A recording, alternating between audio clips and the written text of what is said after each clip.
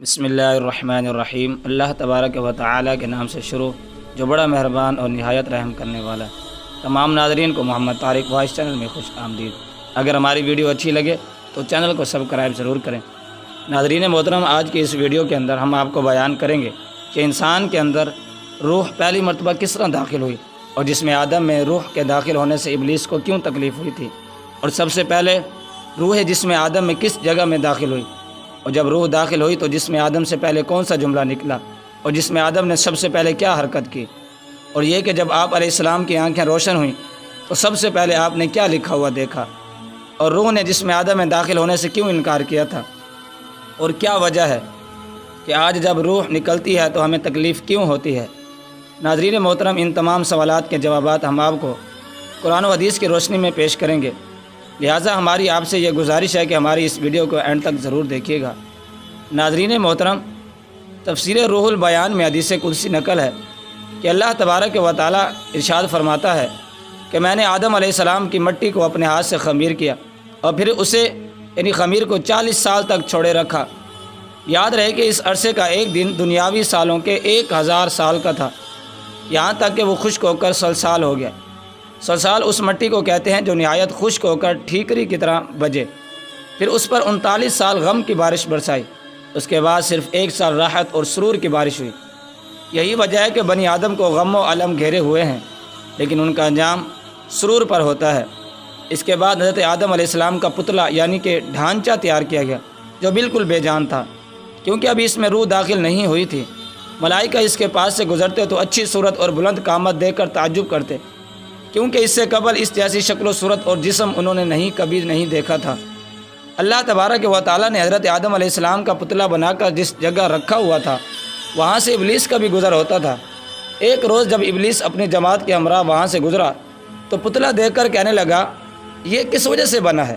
اپنا ہاتھ ان کے جسم پر مارا تو کھوکھلا معلوم ہوا، جسم کے اندر گھس گیا اور پیچھے سے نکل آیا، اور اپنی جماعت سے کہنے لگا، یہ کھوکھلا بنا ہے، یہ کسی بات پر ثابت قدم نہیں رہ سکے گا۔ اب مجھے بتاؤ اے میری جماعت، اگر اسے تم پر اپنا فضل افضل بنا دیا گیا تو تم کیا کرو گے؟ جماعت نے کہا، ہم وہی کریں گے جو ہمارے مالک کا فرمان ہوگا۔ اس پر ابلیس دل میں خیال کرنے لگا، اگر مجھ سے افضل بنایا گیا تو میں اس کے تابع نہیں رہوں گا، اور پھر اپنی تھوک جمع کر کے پتلے پر پھینکی جو ناف کی جگہ پر گری۔ جیسے حضرت جبرائیل علیہ السلام نے بحکم خدا وہاں سے ہٹا دیا، اس کھریدی ہوئی مٹی سے اللہ تعالیٰ نے کتے کو پیدا کیا۔ یہی وجہ ہے کہ اس میں جتنی عادتیں عام پائی جاتی ہیں آدمی سے مانوس اس لیے ہوتا ہے کہ آدم علیہ السلام کی مٹی سے اس کی پیدائش ہوئی۔ رات بھر اس لیے بیدار رہتا ہے کہ اس مٹی کو حضرت جبرائیل علیہ السلام نے چھوا، اور اس کا انسان وغیرہ کو کاٹنا اور دیگر شرارتیں کرنا اور بھونکنا شیطان کی تھوک کا اثر ہے۔ پیارے دوستو، جب حضرت آدم علیہ السلام کی تکمیل مکمل ہو چکی تو اب اگلا مرحلہ نفخ روح یعنی روح کے پھونکنے کا تھا۔ رب تعالیٰ نے روح کو مخاطب کرتے ہوئے ارشاد فرمایا، اس جسم میں جس کو میں نے اپنے دستے قدرت سے بنایا ہے داخل ہو جا۔ چنانچہ روح نے جب جسم کی تاریکی کو دیکھا تو عرض کرنے لگی، الہی یہ جگہ نہایت تاریک اور گہری ہے، اور یوں جسم میں داخل ہونے سے معذرت کر لی۔ اللہ تعالیٰ نے دوبارہ پھر روح کو جسم میں داخل ہونے کا حکم ارشاد فرمایا، مگر روح نے پھر معذرت کی۔ پھر تیسری بار بھی یہی حکم ارشاد فرمایا تو اس نے پھر معذرت کی۔ پھر چوتھی بار عتاب کے انداز میں حکم دیا گیا تو روح مجبوراً جسم میں داخل ہوئی۔ تفسیر روح البیان میں ہے کہ اللہ تعالیٰ نے روح سے ارشاد فرمایا، زبردستی جسم میں داخل ہو رہی ہے تو پھر نکلنے میں سخت دشواری ہوگی۔ یہی وجہ ہے کہ آج جب روح جسم سے نکلتی ہے تو سخت تکلیف سے دوچار ہونا پڑتا ہے۔ اور مدارج النبوہ حصہ اول میں ہے کہ روح کے انکار کا سبب بظاہر یہی بھی تھا کہ روح لطیف اور نورانی ہے، جبکہ جسم آدم کثیف اور ظلمانی ہے، اس لیے اس میں داخلہ احتلال اور ہم نشینی سے اقرار کر رہی تھی۔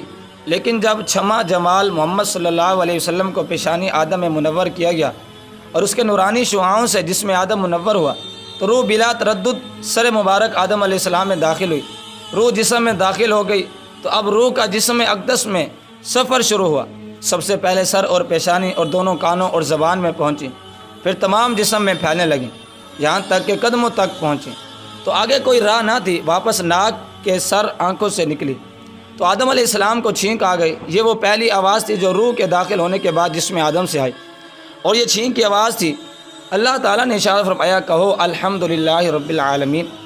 تو پھر حضرت آدم علیہ السلام نے یہ الفاظ کہے، اور یوں یہ وہ پہلے الفاظ تھے جو زبان آدم علیہ السلام سے ادا ہوئے۔ اس کے جواب میں اللہ تعالیٰ نے ارشاد فرمایا یرحمک اللہ، یعنی اللہ تعالیٰ تجھ پر رحم فرمائے۔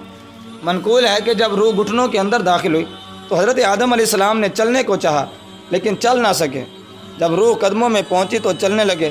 یہ حضرت آدم علیہ السلام کی اجرت کو دیکھ کر فرمان باری تعالیٰ ہوا، انسان جلد باز پیدا کیا گیا۔ اور مدارج النبوہ میں ہے کہ 40 سال روح سر میں گھومتی رہی، اور جس طرف بھی پہنچتی تو بدن کا وہ حصہ جو ٹھیکریوں کی طرح ہو گیا تھا گوشت پوست میں تبدیل ہوتا گیا۔ پھر ان کو ناخنوں کی طرح کا لباس پہنا دیا گیا، جس سے حضرت آدم علیہ السلام کا حسن میں روز بروز اضافہ ہوتا گیا۔ آپ علیہ السلام اسی سے ملبوس تھے اور اسی سے ان کا تاج بھی تھا۔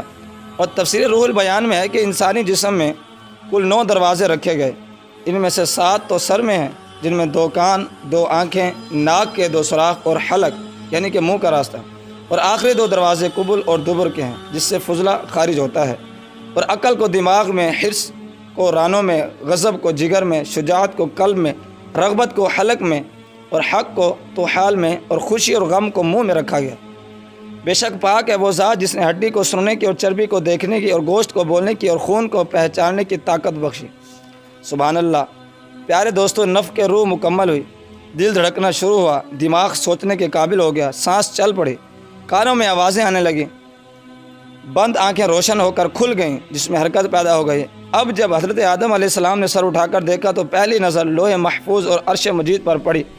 آپ علیہ السلام نے دیکھا کہ لکھا ہوا ہے لا الہ الا اللہ محمد الرسول اللہ صلی اللہ علیہ وسلم۔ یہ دیکھنا تھا کہ حضرت آدم علیہ السلام پہلی بار تفکر میں پڑے اور عرض کیا یہ شخصیت کون ہے جس کا نام تیرے نام کے ساتھ لکھا ہوا ہے؟ چنانچہ رب کریم نے ارشاد فرمایا وہ ذات گرامی میرے پیغمبروں میں سے ایک پیغمبر کی ہے جو تمہاری اولاد سے ہوں گے، اور ان کو یہ شرف اور منزلت عطا فرمائی ہے کہ اگر تمہارے پاس استقلال میں کوئی لغزش آئی تو ان کی شفاعت کی وجہ سے اس سے درگزر فرماؤں گا۔ پیارے دوستو، اس کے بعد اللہ تبارک و تعالی نے حضرت آدم علیہ السلام کو علم سکھائے اور تمام زبانوں کا علم بھی عطا فرما دیا۔ ناظرین محترم، اس ویڈیو میں ہم نے بڑی تفصیل سے نفخ روح کے عمل کو بیان کیا، اور یہ کہ حضرت آدم علیہ السلام نے سب سے پہلے کیا جملہ ارشاد فرمایا، جس میں آدم نے سب سے پہلے کیا حرکت کی، اور یہ کہ آپ علیہ السلام نے آنکھیں روشن ہونے کے بعد سب سے پہلے کیا لکھا ہوا دیکھا۔ اس ضمن میں ایک حدیث پاک کہ آدم علیہ السلام کو 7 لاکھ لغت سکھائی گئیں۔ جب شجر ممنوعہ کا پھل کھایا تو لغت عربیہ کے سوا باقی تمام لغتیں سلب ہو گئیں۔ پھر جب انہیں نبوت عطا کی تو پھر ساری لغتیں بتا دی گئیں۔ یہ ان کا معجزہ تھا کہ قیامت تک ان کی جتنی اولادیں لغتیں بولیں گی ان کو سب کا علم تھا۔ اللہ و رسول عالم، اللہ اور اس کے رسول بہتر جانتے ہیں۔ ناظرین محترم، ایک اور حدیث پاک ہے کہ نبی کریم صلی اللہ علیہ وآلہ وسلم نے ارشاد فرمایا سب لوگوں کے نمونے چھوٹی چھوٹی چیونٹیوں کی طرح آدم علیہ السلام کے سامنے پیش کیے گئے۔ اللہ پاک سے دعا ہے کہ اللہ ہمیں حق اور سچ بولنے کی توفیق عطا فرمائے، اور اللہ ہم سب کو نبی صلی اللہ علیہ وسلم سے پکی سچی محبت نصیب فرمائے اور ہمیں عمل کرنے کی توفیق عطا فرمائے۔ آمین ثم آمین۔ اب تک کے لیے مجھے دیجیے اجازت، زندگی رہی تو اگلی ایک نئی ویڈیو کے ساتھ حاضر ہوں گے۔ السلام علیکم ورحمۃ اللہ وبرکاتہ۔